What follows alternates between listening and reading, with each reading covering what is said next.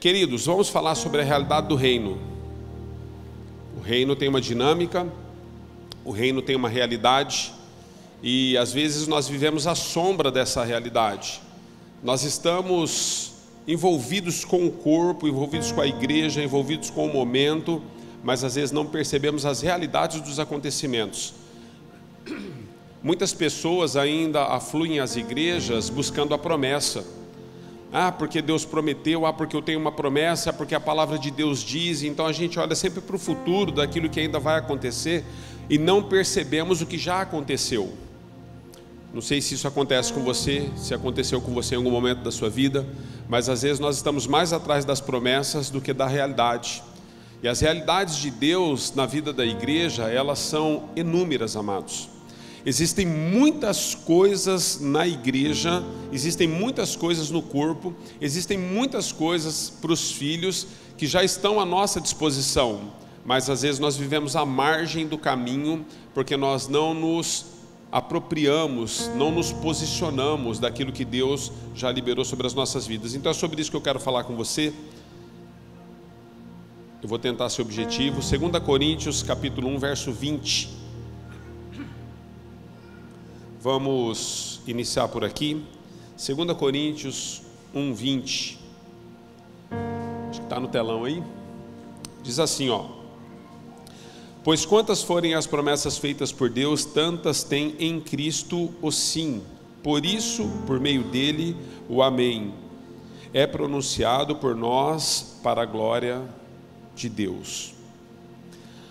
Te louvamos, Pai, te agradecemos, e a Tua palavra é liberada nesta casa. Fala conosco, Senhor, de uma maneira que nós possamos compreender a Tua voz. Separa agora tudo aquilo que é profano do santo e leva a nossa mente, o nosso espírito cativo ao Senhor. Tudo que nós somos e temos, Pai, nós desejamos submeter a Tua palavra e a Tua vontade. Por isso transforma-nos e dá-nos a graça de compreender, Senhor, a nossa posição no mundo espiritual, no mundo físico, no mundo emocional. Às vezes fazemos tantas confusões, mas essa seja uma manhã de libertação e de posicionamento, em nome de Jesus. A igreja diga amém. Então, como eu dizia, amados, na verdade nós temos muitas verdades e realidades bíblicas que são ignoradas na vida da igreja. Nós ignoramos às vezes por falta de conhecimento. Nós ignoramos às vezes por ensinos outros, ensinos distorcidos da palavra, ensinos estranhos da palavra, ensinos que por décadas foram sendo colocadas sobre as nossas vidas no campo da religião. A religião, ela faz muito isso comigo, com você. O que a religião faz conosco? A religião, às vezes, ela nos prende em dogmas, sofismas, nos prende às vezes em podes e não podes. E nós vamos vivendo essas realidades da religião, perdendo a realidade do reino. Porque às vezes a religião coloca em mim e em você tudo no campo do Espírito, tudo no campo daquilo que Deus está fazendo, é como se fossem moedas de troca. E Deus, amados, não tem uma moeda de troca para dar à igreja que Ele já não deu. A moeda de troca que Deus tinha que nos dar, Ele nos deu na cruz do Calvário. É quando nós recebemos o pagamento da nossa fiança que jamais poderíamos pagar. É quando Jesus sobe na cruz para morrer por aqueles que haveriam de crer nele e por aqueles que haveriam de vir ainda depois dele, que somos nós. Deus já fez tudo o que era necessário para que eu e você pudéssemos ter uma vida perfeita. Pastor, por que nós sofremos tanto então enquanto nação? Por que nós sofremos tanto enquanto família? Por que nós sofremos tanto enquanto pessoas? Porque existem realidades do reino, amados, que não são observadas por nós, mesmo estando na igreja muitas vezes. Somos levados por todas sortes de doutrinas, somos levados por todas sortes de vento, às vezes somos levados por filosofias humanas, somos por sincretismos da religião, somos levados por essas sortes de coisas. Então as pessoas dizem para nós, olha, vai para a direita, nós vamos para a direita, daqui a pouco a pessoa fala, não, agora vai para a esquerda, aí vamos para a esquerda, não, agora para, não, agora anda. Percebe? E nós vamos conduzindo a nossa vida espiritual somente com a aprovação daqueles que se dizem os gurus da espiritualidade. quando na verdade a maior realidade divina a respeito de quem Deus é e do que a igreja é e do que nós nos tornamos em Cristo uma vez salvos é o nosso relacionamento íntimo, real e pessoal com a palavra dele. É a palavra de Deus sobre todas as coisas na sua vida. Não tem a ver com aquilo que você só recebe de fontes externas, porque existem pessoas bem intencionadas, amados. Eu não digo que elas são mal intencionadas, mas com pouca revelação, com pouca compreensão. Pessoas que ensinam textos fora de contextos, palavras distorcidas, às vezes até por um interesse pessoal, da maneira que lhe apraz. Por quê? Porque é a realidade que eles estão vivendo. Mas a Bíblia diz que nós que somos nascidos de novo devemos julgar o Espírito para ver se ele provém de Deus. Quantos sabem disso? Existem palavras que são liberadas no próprio púlpito da igreja que você precisa avaliar. Onde que está isso na Bíblia? Por que o pastor está dizendo isso? Por que o presbítero? Por que o diácono? Por que o obreiro? Por que o líder de célula está dizendo isso? Eu quero entender a fundamentação dessa realidade, para que essa realidade seja de fato um governo na minha vida, mas não por aquilo que eu estou ouvindo, por aquilo que eu de fato agora estou tendo contato. Quantos estão entendendo? Jesus nos chamou para uma liberdade, amados. A Bíblia diz que se Cristo Jesus vos libertar, verdadeiramente sereis livres. Há uma libertação para o seu povo, e isso é uma realidade. Então nós vivemos esperando uma libertação, quando na verdade essa libertação já existe, ela é uma realidade. Existem promessas na Bíblia que eu e você não alcançamos ainda. Quando você vai para Apocalipse, por exemplo, que fala a respeito dos finais dos tempos, muitas coisas ainda irão se cumprir. Essas são chamadas de promessas. Por que promessas? Porque ainda não são uma realidade. Mas existem muitas coisas a respeito da palavra de Deus que nós caminhamos como igreja nelas como se fossem ainda promessas, mas já se tornaram realidade. Foram prometidas aos nossos antepassados na fundação do mundo. Desde quando Deus traz o homem e forma o homem do pó da terra, Deus prometeu muitas coisas à humanidade, fez alianças com o homem. Mas muitas das promessas hoje já são uma realidade para a igreja, mas nós estamos sempre esperando o que está por vir, e nós não entendemos e não conseguimos separar uma coisa da outra. Chegamos a cantar isso nas igrejas, amados, que o melhor de Deus ainda está por vir. Não é uma realidade, o melhor de Deus já veio, mas cantamos que está por vir. Às vezes dizemos para as pessoas com quem caminhamos: olha, o melhor de Deus, diga para o seu irmão que está ao seu lado, o melhor de Deus ainda está por vir. Conversa. Se o melhor de Deus está por vir, quem é o Espírito Santo então? E quem foi Jesus que já vieram? Se existe algo melhor que o Espírito Santo, algo melhor que Jesus, a Trindade então, ela não tem sentido. O melhor de Deus não está por vir. O melhor de Deus já veio, é uma realidade para a igreja. E nós temos o Espírito. Quantos têm? A posição que Deus espera de mim e de você, enquanto igreja, é vivermos nas suas realidades, não de maneiras distorcidas. Nós precisamos entender, amados, que aquilo que Deus prometeu aos nossos antepassados, algumas coisas para eles ainda eram sombra por conta do Antigo Testamento, mas para nós elas já se cumpriram. Hebreus capítulo 11, verso 39 e 40 diz assim: todos estes receberam bom testemunho por meio da fé. No entanto, nenhum deles recebeu o que havia sido prometido. Deus havia planejado algo melhor para nós, para que conosco fossem eles aperfeiçoados. Houve promessas, amados, para Abraão, Isaac, Jacó. Houve promessas para Jeremias, Isaías. Houve promessas para os nossos antepassados, os profetas da antiguidade. Muitas promessas, muitas palavras foram liberadas. A Bíblia diz em Hebreus capítulo 11, se você seguir com esse texto, você vai ver que homens e mulheres foram cerrados ao meio, foram jogados diante de gladiadores, foram jogados diante de leões, nos coliseus. A Bíblia diz a respeito deles que eles na verdade não alcançaram a promessa como nós temos alcançado, porque havia a promessa do Messias que viria, mas eles morreram antes do Messias chegar. Todavia, nós que estamos em Cristo Jesus, nós vivemos a promessa, porque Jesus já veio, porque o Espírito já veio. E os nossos irmãos antepassados, eles são agora aperfeiçoados juntamente conosco, porque a obra de Deus segue, Deus não para. Nós estamos vivendo uma realidade muito diferente dos nossos antepassados, é uma realidade de convivência pessoal com Deus. A Bíblia diz que quando Jesus então na cruz do Calvário, ele dá o brado de vitória e ele dá o grito do está consumado. Do alto a baixo o véu é rasgado, e nós que não tínhamos acesso à presença do Pai, no Antigo Testamento Deus falava só por meio dos seus profetas e da maneira que ele esperava e queria, mas hoje nós podemos chamá-lo de Abba, de Pai. Nós temos acesso, livre acesso ao trono da graça. Você não precisa mais de um sumo sacerdote humano hoje, que todo dia faça apropriação pelos seus pecados, que sacrifique um animal pelos seus erros. Você não precisa mais, porque o Cordeiro Santo Imaculado, aquele que era, aquele que é e aquele que há de vir, tudo foi pago na cruz, queridos. Nós vivemos um novo tempo, um tempo onde Deus, Ele se manifesta não só em nós, mas através de nós, e Ele está aperfeiçoando o seu povo e a sua igreja.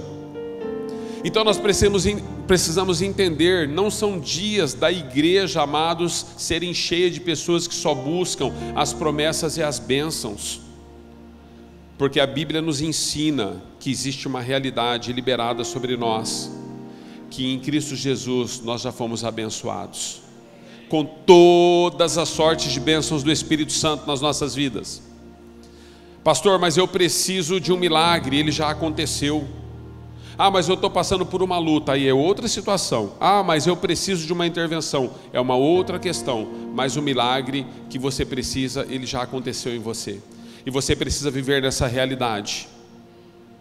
O maior milagre para a raça humana, amados, é que todos nós estávamos destinados à perdição e à morte eterna, mas a Bíblia nos ensina, João capítulo 14, Jesus diz: não se turbe o vosso coração, creiam em Deus e creiam também em mim, porque na casa do meu Pai há muitas moradas, se não fosse assim eu vos teria dito, mas eu vou para o meu Pai, e assim que estiver pronta a morada de vocês, eu trarei vocês para junto de mim.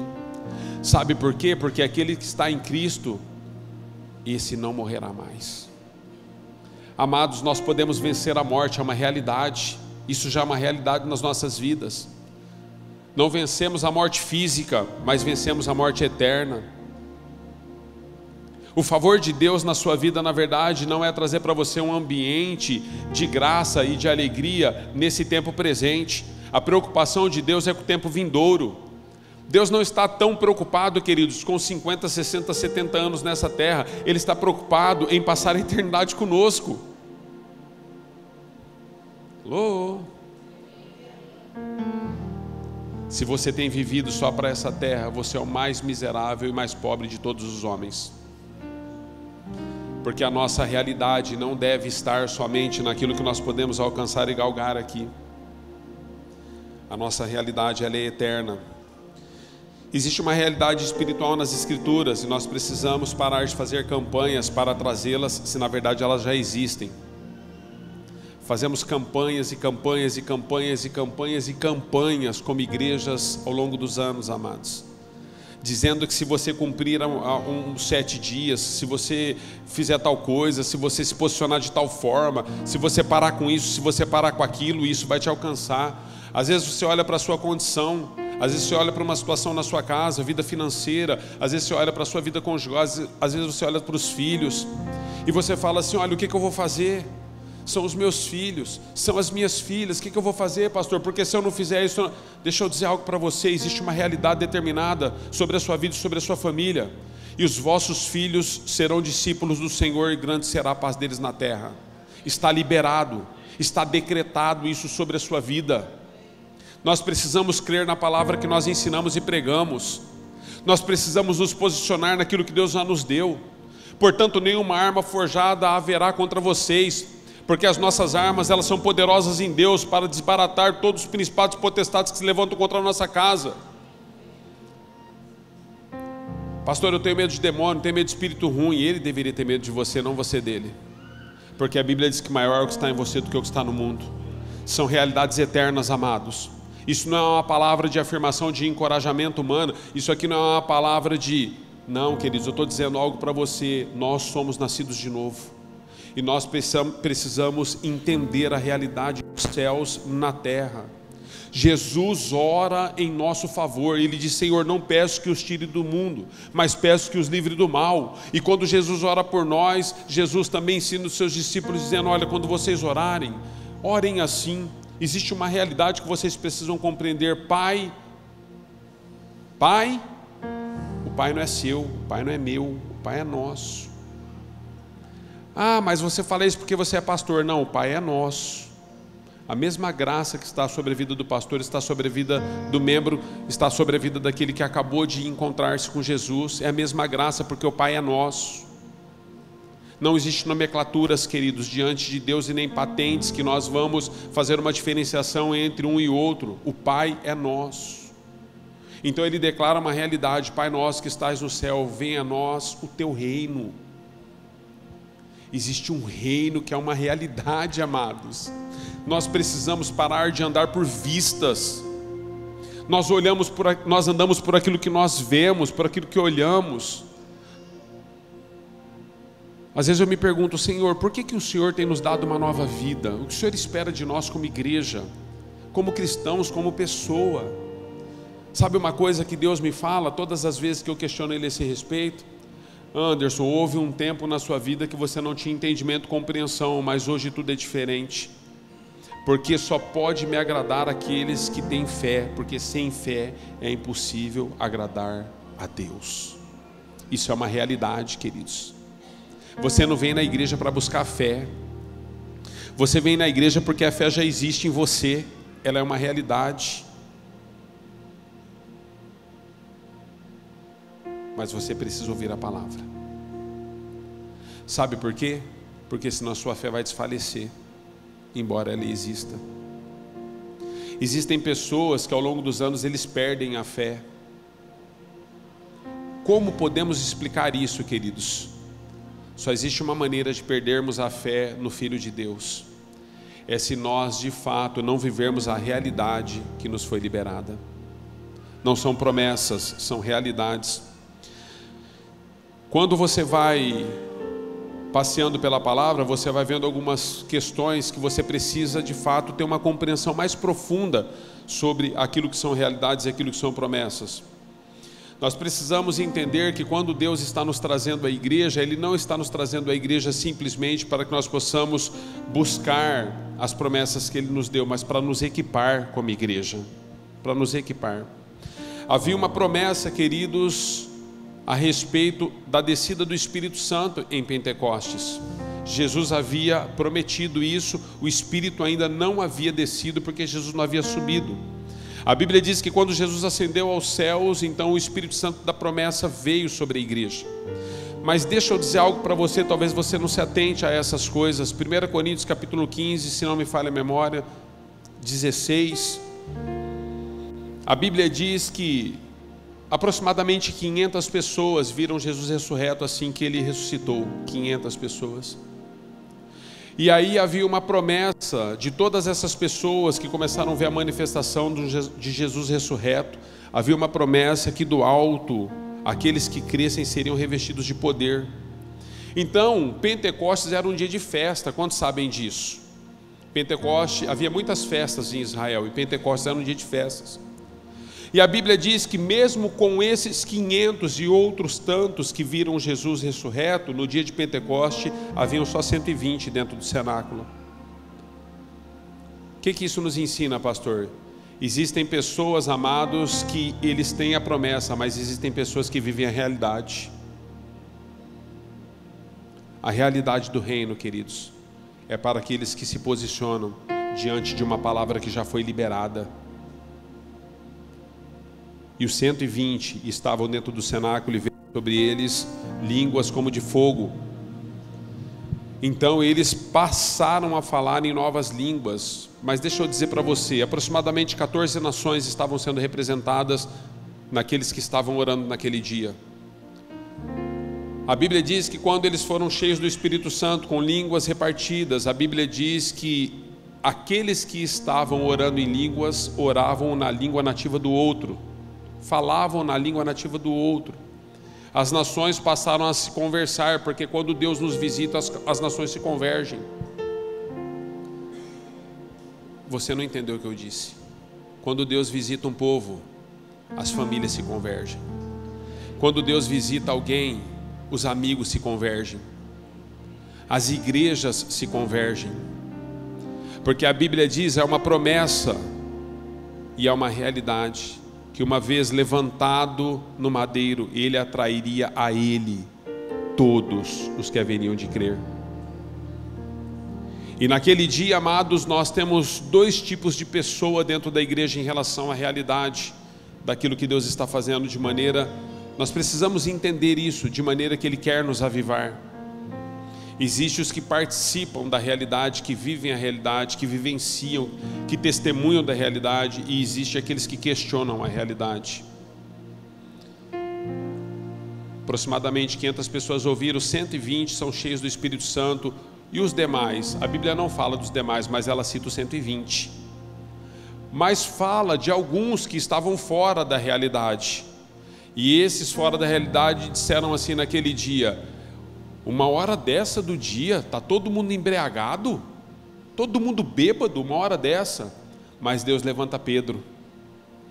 Vocês não sabem o que estão dizendo, disse Pedro, eles não estão embriagados. Isso se cumpriu. Hoje se cumpriu a profecia de Joel, que Deus derramaria do seu Espírito sobre toda a carne, sobre todo o povo, sobre toda a raça, tribo, língua e nação. Vocês precisam entender que esses nossos irmãos não estão embriagados, mas é a promessa que agora se tornou uma realidade. Amados, nós enchemos as igrejas para buscar o Espírito Santo. Deixa eu falar para você, o Espírito Santo já está em você, ele já é uma realidade. Pessoas se frustraram ao longo dos anos, deixaram de congregar. Eu tenho amigos que deixaram de congregar, fecharam o coração, não retornaram mais, porque igrejas impuseram sobre eles em encontros que eles tinham que orar em línguas. E eles não oraram em línguas durante o encontro e se frustraram e não voltaram na igreja mais. Sabe por quê, amados? Porque é colocado muitas vezes por aqueles que estão de fora que existe uma embriaguez.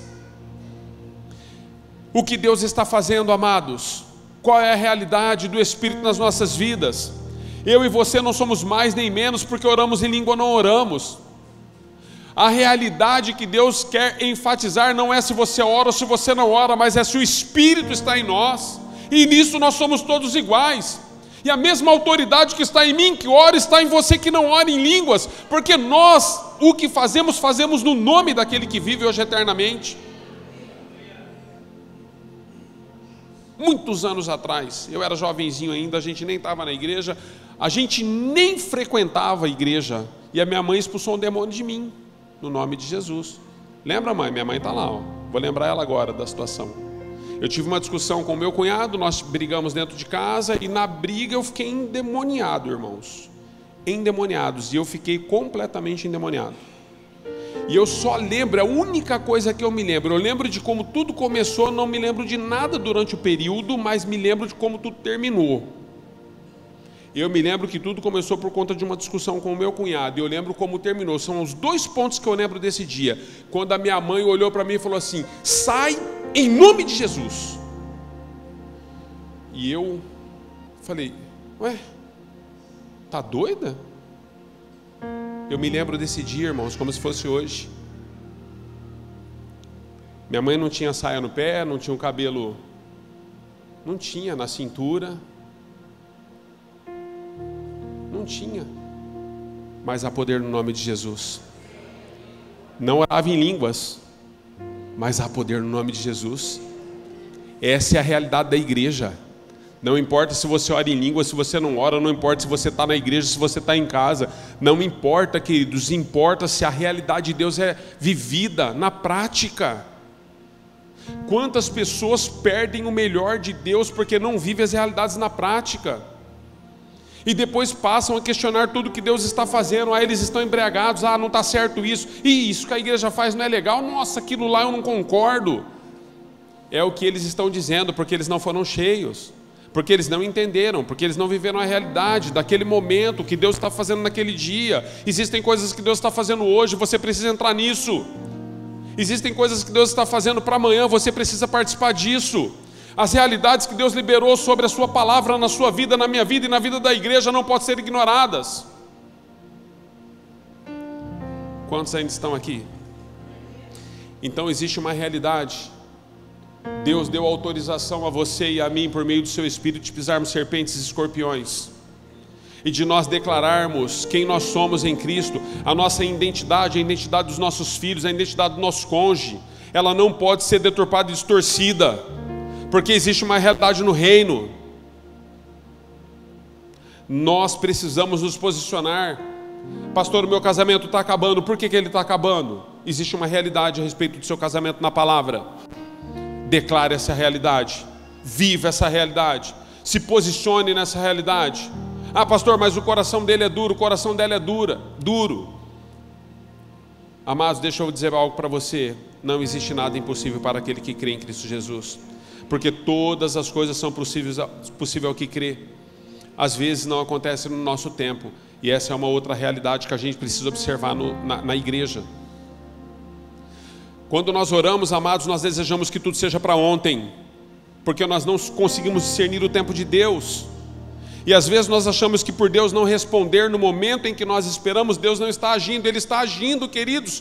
Depois desse dia que a minha mãe falou, sai em nome de Jesus, passaram 7 anos eu ainda nas drogas, perdido. Mas depois de 7 anos orando, um dia Jesus me encontrou.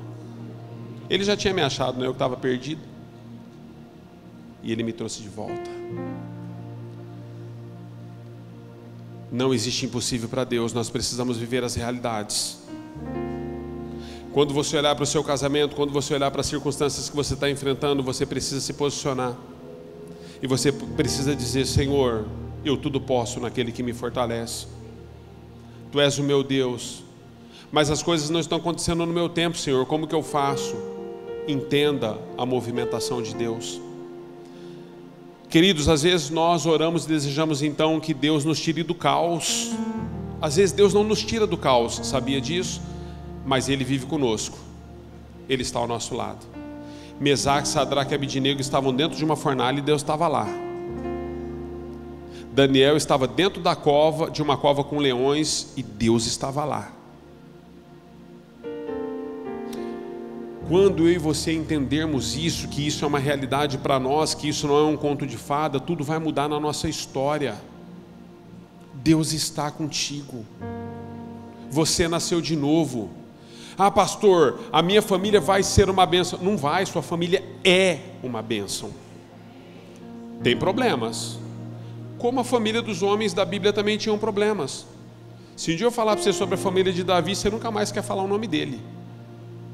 Sério, irmãos. Se um dia eu falar para você sobre a paternidade de Davi, alguns de vocês não citam nem o nome dele mais. Só que a Bíblia diz uma realidade sobre esse homem.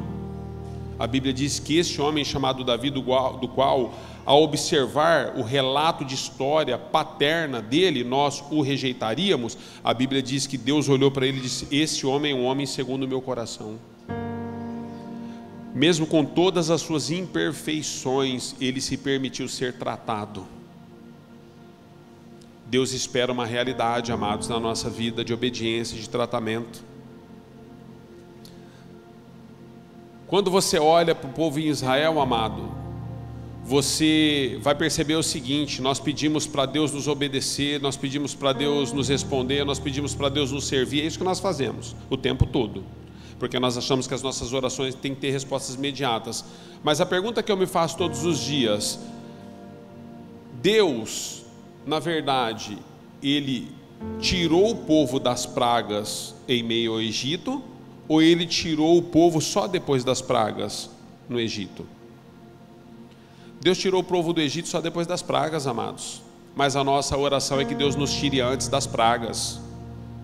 Deixa as pragas, queridos. Elas vão acontecer, mas elas não vão te tocar. Vive em meio aos conflitos, vive em meio ao caos. Entenda a sua realidade. Entenda as promessas que se tornaram realidade para você na Bíblia, para que Deus de fato possa cumprir cabalmente em você aquilo que Ele projetou. Eu vou avançar um pouquinho porque nós temos ceia. Eu quero finalizar com você dizendo o seguinte: as realidades de Deus na nossa vida, às vezes, quando não compreendidas, mesmo sendo realidades, elas mais nos afastam do que nos ajuntam. Quantos sabem disso? Quer ver? Uma realidade de Deus para você e para mim é a sua prosperidade. Falamos tanto de prosperidade, não falamos? Uma realidade de Deus para mim e para você é a sua prosperidade. A questão é, o que nós consideramos prosperidade? Às vezes nós ligamos prosperidade só a finanças, queridos. Eu quero ter 1 milhão do ano, né? Tá todo mundo aí, ó, se arrebentando com investimentos aí.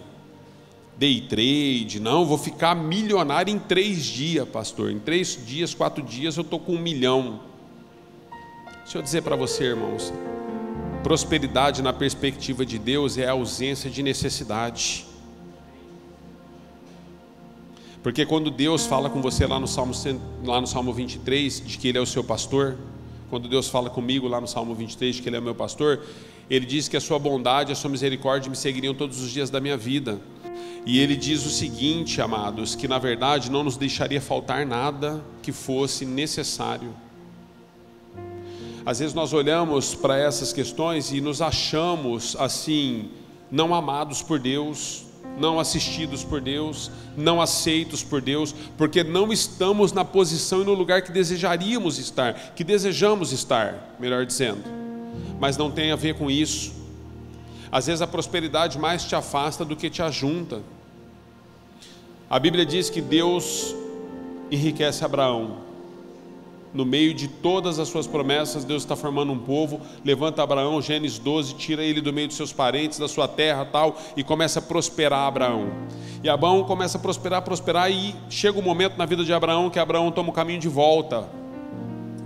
Abraão já havia prosperado e ele então agora precisa se separar do seu sobrinho Ló, e ele toma um caminho de volta. A Bíblia diz que quando Abraão toma um caminho de volta, ele refaz os altares de adoração que ele tinha com Deus. Não existe, amados, prosperidade sem altar. A questão é, para quem que você levanta o altar em meio à sua prosperidade? Mas não existe prosperidade sem altar. É por isso que Deus trata o dinheiro, o coração no dinheiro, como um pecado de idolatria.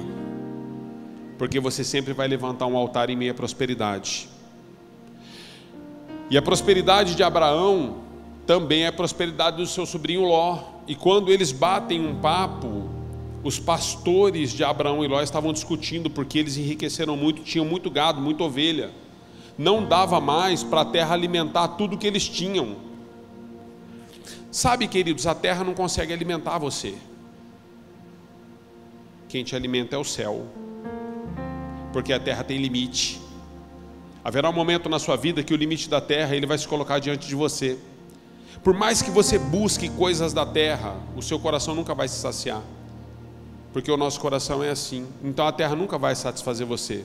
É por isso que existe dentro de nós um vazio. Às vezes você tem tudo e ao mesmo tempo você olha para dentro e você fala, não estou legal. Por que eu não estou legal? Eu tenho tudo para estar legal, mas não estou legal. Porque na verdade nós ansiamos pela manifestação do nosso relacionamento com o nosso Pai. Por mais que você tenha, por mais que você conquiste, por mais que você alcance, você sempre vai desejar o Pai. E Abraão e Ló estão conversando agora e falou assim, Abraão fala para Ló, Ló, você percebe que a terra não nos sustenta mais? Não é mais possível vivermos juntos? Ergue aí os olhos, escolhe um lugar, Ló. Por onde você for, eu vou para o lado contrário, está tudo certo. Sabe por que Abraão disse isso? Porque Abraão tinha certeza das realidades de Deus na vida dele. Ele não estava preocupado com o que ia sobrar para ele, porque não importa o que sobre para você. Se Deus está nesse metro quadrado que sobrou para você, é mais do que suficiente. Às vezes nós desejamos fazendas e fazendas, amados. Estou usando uma figura, quando na verdade Deus está com você em metros quadrados, em centímetros quadrados. Pastor, o senhor tem alguma coisa contra a prosperidade? Não. A minha preocupação é o altar que fazemos enquanto prosperamos. Para quem nós dedicamos a nossa prosperidade? Se Deus te enriquece é porque você precisa abençoar alguém. Eu falo sempre sobre isso aqui, nunca vou deixar de falar.